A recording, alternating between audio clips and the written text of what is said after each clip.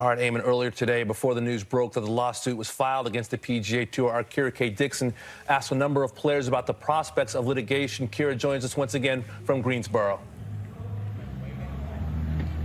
Well, Damon was able to speak with several players on their reaction to the prospect of this news, and here is what they had to say. I think it's something that a lot of guys probably saw coming or, thought might happen, but when those guys went to that tour, they knew the consequences of making that decision. Now, I don't fault anybody that did it. Everybody has their own reasons, but if you're going to try and double dip or do both, then I think that's where a lot of guys have an issue because, going before anybody went, everybody knew sort of what the consequences would be if you went, and that being you wouldn't be able to play on the PGA Tour again. And now that they're trying to do that is it doesn't kind of rubs me the wrong way, but we'll see how it plays out, I guess. You mentioned it rubs you the wrong way. What are kind of the emotions that come up with this situation of them going over and then also now wanting to play in the FedEx Cup playoffs? Well, it just feels like a quick cash grab for those guys, which again, like if that's what the motivation is, then I don't fault anybody for doing that. But when you have these lawsuits and stuff like that, the money that's being used to fight those lawsuits and to support those cases, I guess, are coming out of our pockets, the guys that have stuck with the tour, a tour that has done so much good for so many guys out here. A lot of those guys that have built a name for themselves is coming from playing the PGA Tour. And it's just, I don't know. I know not everybody shares my perspective, I guess, but I see all the good that comes from playing out here and all that's been given to us and how fortunate we are to be able to do what we do, and don't want to take that for granted. Yeah. If it is successful, what do you think it will be like to tee it up in a PGA Tour field with them once again? That's a great question. I don't really know. I think there will be some. I don't know if there'll be hostility, but I think there will be some bridges that have been broken and some guys that will obviously not like that, not appreciate that, and I think it'll be very, very interesting if it does happen, but we'll see. It's an interesting time because they're going to have to play their 14 events, and if they want to play over here, they're going to have to play 15. So they're going to play 29 times, and their mantra that they've basically come out with is that we want to play less golf, and so we'll see where the majors go with this. And obviously, I know this is more pertaining to the playoffs, but I'm looking a little bit more long term. Playing 29 times is a lot, and on top of that, if only 15 of them count towards official World Golf Rankings, your minimum divisor is 40 over a 2-year span. So if you play your 15, let's say, it's pretty hard to be in the top 50 if you're going to play 30 events and it's divided by 40. And so, the part to me that I feel is a little bit frustrating, I guess, is the fact that obviously they made their choice to go over there.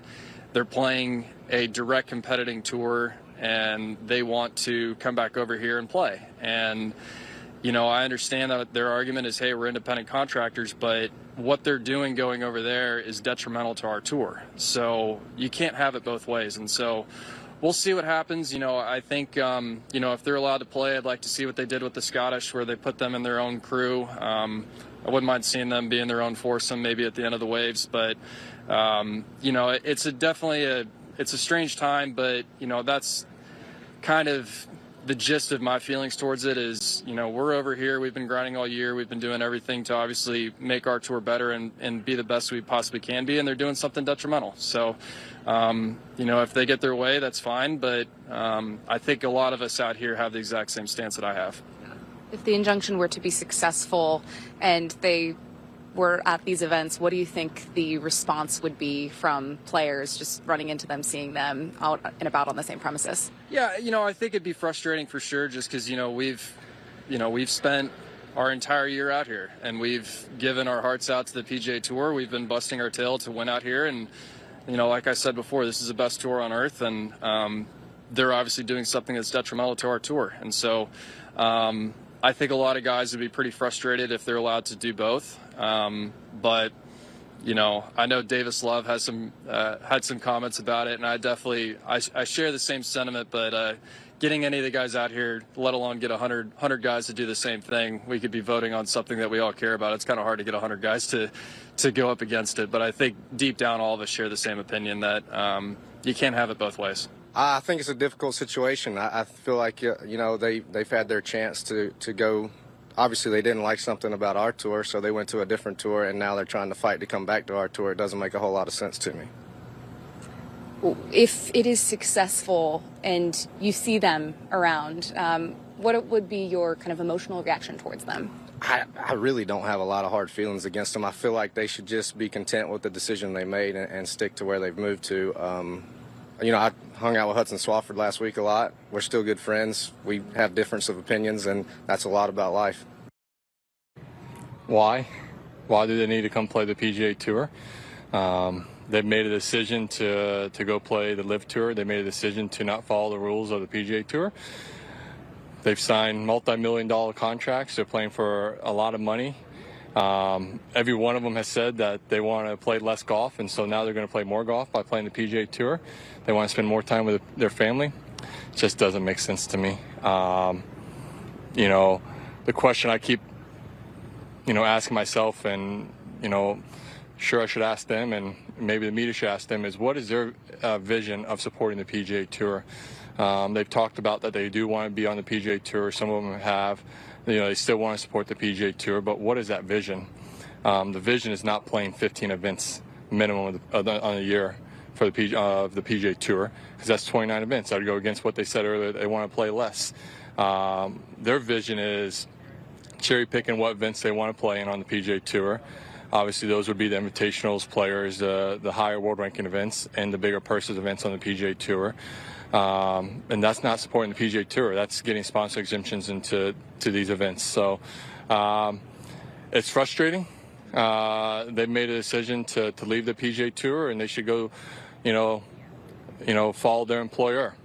I know there's a lot of guys that are a lot more angry about it and frustrated about it than me. We've heard about it. This could come down, but just this week, just talking to a handful and hearing some of the conversation in the locker room and dining area, a lot of guys are not very happy. Well, Damon, as you can tell, there's still so much to sort through, and there is a complete range of emotions. We're still waiting on a response from the PGA Tour, so I will continue to track this story here on the ground at the Wyndham Championship. Kira, we're on the eve of the regular season finale on the PGA Tour, a hugely important week for a lot of players. What's the mood at Sedgefield? Well, it's tense. It's definitely tense, Damon, and I've seen a lot of players, as this news has come out, pull out their phones, they're reading the article, they're stopping their practice to talk to each other. And a few players have told me that this is just a distraction for them. They'd really like to focus on their golf, but it's really hard to do that when they feel like they are kind of fighting for their livelihoods. So they are hoping that they can put that news aside as soon as they put tees in the ground on Thursday. But it certainly is something that's hard to do when they feel like they and their livelihood are having this attack.